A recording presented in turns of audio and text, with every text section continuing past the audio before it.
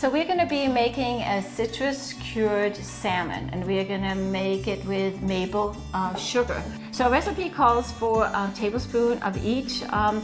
Over the time we have learned that the size, medium size, zested is about 1 tablespoon, and it does not need to be accurate.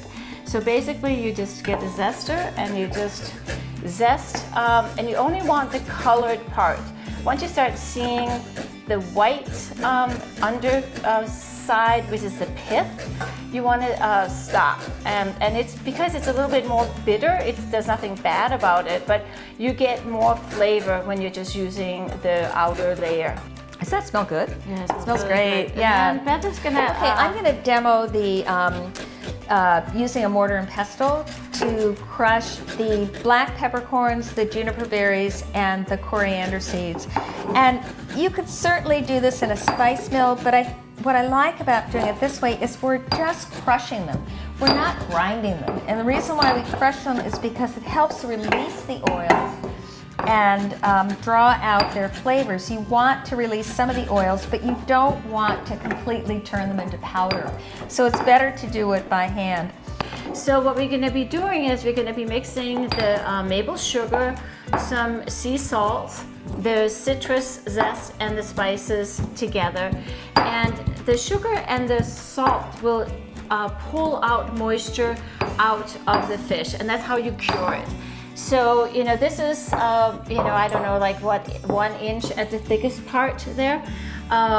So depending on the thickness of this is how long you will cure it. You don't want to cure it for too long because it will get tough and too dry. So now we have that, and then we'll just mix that in here. Yep. And the reason why I put it back in this bowl is to kind of like use the sugar to get all the little citrus pieces that kind of went up on the side. So we're going to take approximately 1/4 of this. Again, there's no real amazing science to this, but we'll call this 1/4.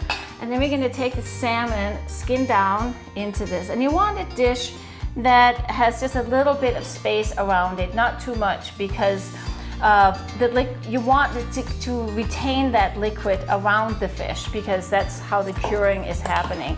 And then you just kind of pat this all over the fish. And it's really important to buy good fish. We are very lucky here in Minneapolis to have some amazing fishmongers and co-ops that carry good seafood. So now we're just going to wrap it in plastic and put it in the refrigerator. And about 24 hours is the time when it will be ready. After a few hours, this will start turning liquid, and you can go in, open up, spoon over a little bit, and then put it back in and just be patient. So as the salmon sits in the refrigerator, it will start to pull out liquid out of the salmon. So you go in several times with a spoon and just kind of like put it back over, because you want to cure the entire depth of this piece of salmon. So as the salmon has sat for 24 hours, it should be ready. So you can kind of check the side, and it shouldn't look raw there. Like this has all like the same kind of coloring.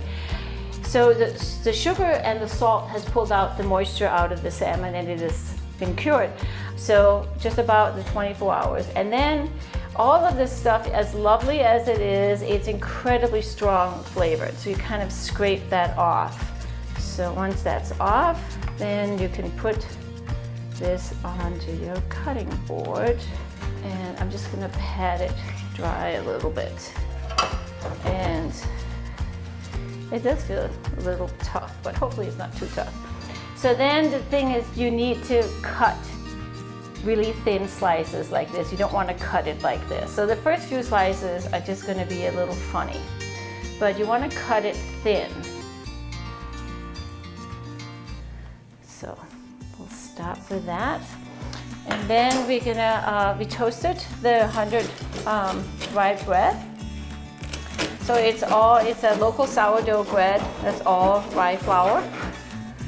Then we're gonna put a little arugula. Yeah. Oops. I mean, you can serve it any which way you want, but this just makes like fun little appetizers. And then this is the red currant relish that we made. Put that in a little dish. People will think you've slaved like crazy when in fact, this didn't take very long at all. Go ahead and eat. Voila.